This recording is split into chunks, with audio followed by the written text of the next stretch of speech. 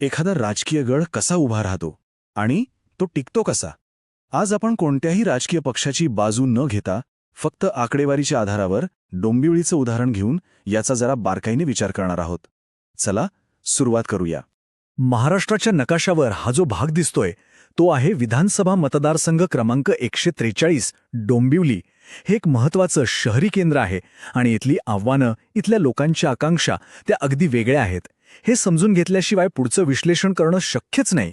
आज आपण काय काय पाहणार आहोत, तर आधी डोंबिवलीची नाडी तपासू, मग बघू आकडे काय सांगतात. त्यानंतर हा गड नेमका बनला कसा याचं विश्लेषण करू आणि मग शासनासाठी एक आराखडा कसा असू शकतो यावर चर्चा करत भविष्याचा वेध घेऊ.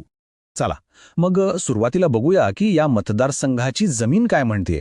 म्हणजे इथले जे सामान्य नागरिक आहेत, कामगार आहेत, त्यांची कुटुंब आहेत, त्यांचं रोजचं जगणं कसं आहे, त्यांच्या नेमक्या समस्या काय आहेत.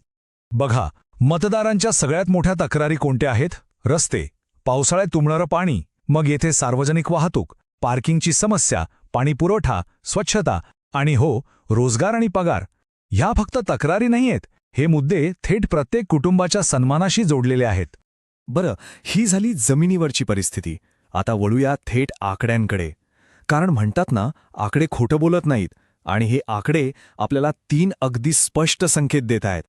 पहिला संकेत, भाजपच्या मतांची टक्केवारी.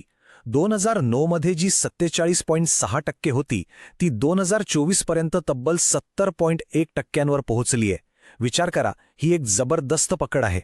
आणि दुसरा संकेत, मुख्य विरोधी पक्ष म्हणजे काँग्रेसची अवस्था. गेल्या 10 वर्षांपासून त्यांची मतांची टक्केवारी साधारण 4.5%वरच अडकून राहिली आहे. म्हणजे त्यात काहीच वाढ झालेली नाहीये. आणि तिसरा संकेत, जो खरं तर खूप महत्त्वाचा आहे, तो म्हणजे मतदानाचा टक्का. अनेक वर्ष कमी राहिल्यानंतर यंदा तो लक्षणीय वाढलाय. याचा अर्थ काय? याचा अर्थ असा की एक मोठा मतदार वर्ग आहे जो शांत बसून आहे, पण त्याला जर योग्यरित्या आवाहन केलं तर तो मतदानाला बाहेर येऊ शकतो. आता हे सगळे आकडे एकदा एकत्र बघा. चित्र अगदी स्पष्ट दिसतंय. एका बाजूला भाजपचा विजय आणि मताधिक्य सातत्याने वाढतंय आणि दुसऱ्या बाजूला विरोधी पक्षांची कामगिरी थंडावलेली आहे.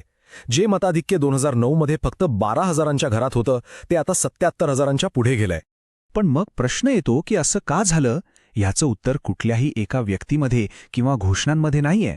ते दडलंय एका प्रभावी यंत्रणेमध्ये, एका सिस्टममध्ये. निवडणुका या केवळ करिश्मा किंवा घोषणाबाजीने नाही, तर एका मजबूत सिस्टममुळे जिंकल्या जातात. आता आव्हान देणाऱ्या पक्षाच्या स्थितीचं विश्लेषण करूया. त्यांची ताकद काय आहे? तर महाविकास आघाडीचा पाठिंबा. पण कमजोरी, जमिनीवरची संघटना पूर्णपणे विस्कळीत आहे. त्यांच्यासाठी संधी काय आहे? लोकांच्या मनात असलेला रोष, त्यांच्या तक्रारी. आणि धोका, भाजपच्या योजनांची लोकप्रियता आणि सगळ्यात महत्त्वाचं म्हणजे विरोधी मतांमध्ये होणारी फाटाफूट. आणि इथे एक गोष्ट लक्षात घेणं महत्त्वाचं आहे. सार्वजनिक जीवनात आपल्या बोलण्याला खूप मोठी जबाबदारी असते. आपलं ध्येय हे लोकांना माहिती देणं असायला हवं, त्यांच्या भावना भडकवणं नाही, जेणेकरून प्रत्येक नागरिक या प्रक्रियेत सन्मानाने सहभागी होऊ शकेल. हे आपले एक मूलभूत घटनात्मक मूल्य आहे. ह्या मतदारसंघाची गेल्या 15 वर्षांची कहाणी बघा. भाजपने आपली मतं सातत्याने वाढवत नेली आहेत, 47%वरून थेट 70%पर्यंत. आणि या उलट विरोधी पक्ष मात्र विखुरलेले आणि कुठेतरी निष्प्रभाव राहिलेले दिसतायत. हा प्रवास एका स्थिर आणि नियोजनबद्ध कामाचा परिणाम दिसतो. ठीक आहे, आतापर्यंत आपण निदान पाहिलं. आता वळूया उपाययोजनेकडे.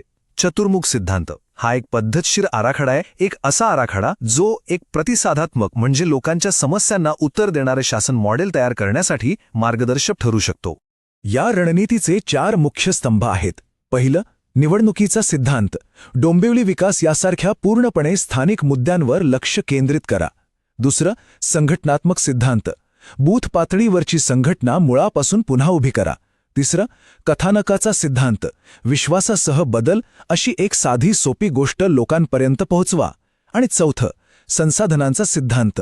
प्रत्यक्ष जमिनीवर आणि डिजिटल प्रचारासाठी पैशांचं आणि मनुष्यबळाचं योग्य नियोजन करा. आणि हा आराखडा थेट लोकांच्या समस्यांशी कसा जोडला जातो ते बघा. उदाहरणार्थ, रस्त्यांची आणि पाणी तुंबण्याची समस्या, बरोबर? त्यावर उपाय म्हणून पावसाळामुक्त डोंबिवलीसारखा एक ठोस प्रकल्प. वाहतुकीची समस्या आहे, मग बस सेवा वाढवण्यासाठी पाठपुरावा करण्याचं आश्वासन. म्हणजे काय, तर लोकांच्या तक्रारींचं एका ठोस कृती आराखड्यात रूपांतर करणं. ही रणनीती प्रत्यक्षात आणण्यासाठी एका शिस्तबद्ध टप्प्याटप्प्याने आखलेल्या योजनेची गरज आहे. म्हणजे निवडणुकीच्या 90 दिवस आधीपासूनच नियोजन आणि आघाड्यांवर काम सुरू करा. 60 दिवस आधी प्रत्येक बूथ मजबूत करण्यावर भर द्या. 30 दिवस आधी प्रचार एकदम तीव्र करा आणि मतदानाच्या दिवशी प्रत्येक मतदाराला घराबाहेर काढून मतदानापर्यंत पोहोचवणं हे अंतिम ध्येय ठेवा. आणि इथे आणखी एक गोष्ट लक्षात ठेवली पाहिजे. जेव्हा आपण लोकांकडून माहिती घेतो तेव्हा तो त्यांचा आपल्यावरचा विश्वास असतो.